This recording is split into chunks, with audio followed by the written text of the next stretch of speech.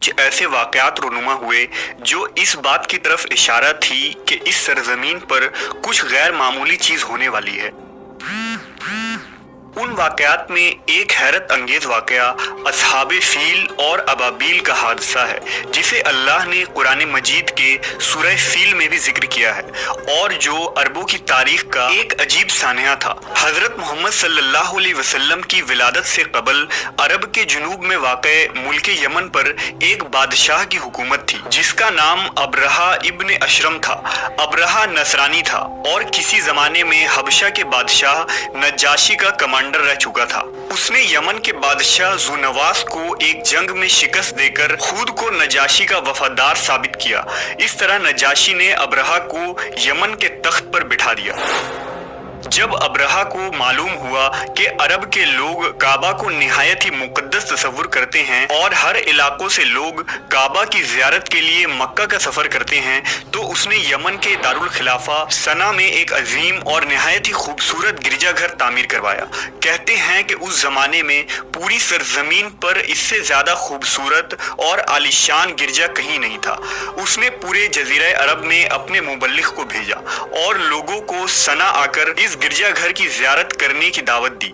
दरअसल अबरहा का मकसद ये था कि अरब के लोग मक्का के बजाय यमन आएं और इस तरह सना अरब का मरकज बन जाए। साथ ही काबा की अजमत को ख़त्म करके उस गिरजे को मुकद्दस बना दिया जाए ताकि ज़ियारत और इबादत के ज़रिया माल भी कमाया जा सके।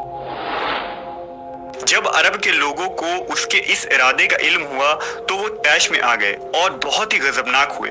बावजूद इसके कि अरब के बेशतर कबीले मुशरिक थे, मगर वो काबा शरीफ की बहुत ही इज्जत और एहतराम करते थे, क्योंकि ये जगह हज़रत इब्राहीम अलैहिस्सलाम के आसार और मकाम से मंसूब था। लिहाजा मुशरिकीन अरब ने अबरहा के इस अमल को अपने दीन के लिए खतरा जाना। खासकर कुरैश मक्का इससे बहुत ज़्यादा खाइफ हुए।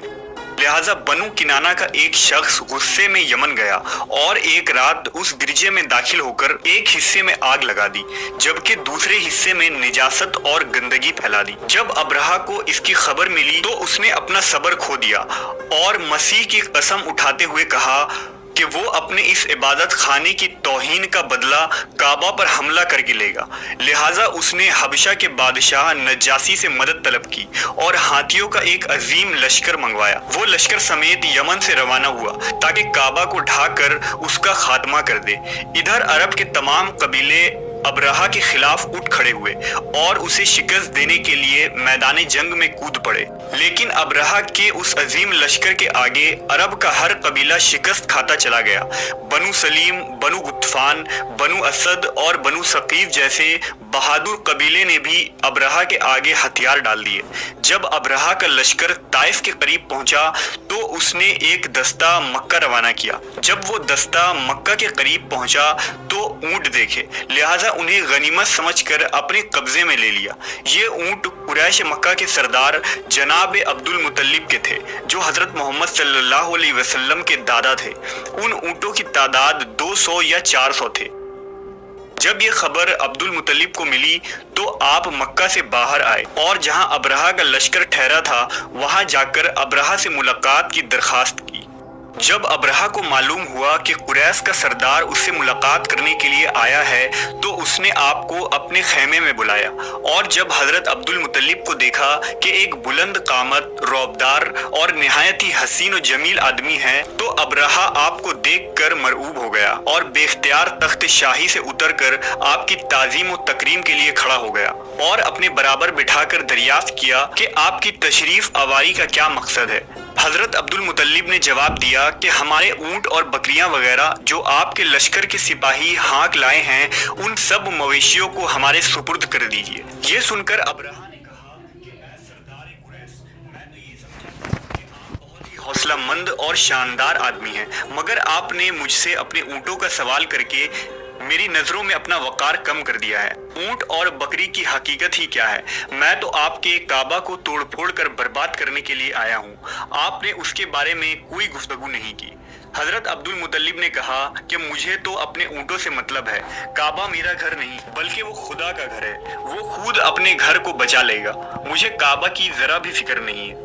ये सुनकर अब्रहा ने कहा कि ऐ सरदार मक्का, सुन लीजिए, मैं काबा को ढाकर उसकी ईंट से ईंट बजा दूंगा और वे जमीन से उसका नामो निशा मिटा दूंगा। इसके बाद अब्रहा ने तमाम जानवरों को वापस कर देने का हुक्म दिया और अब्दुल मुतल्लिब तमाम ऊंट और बकरियों को लेकर मक्का वापस आ गए।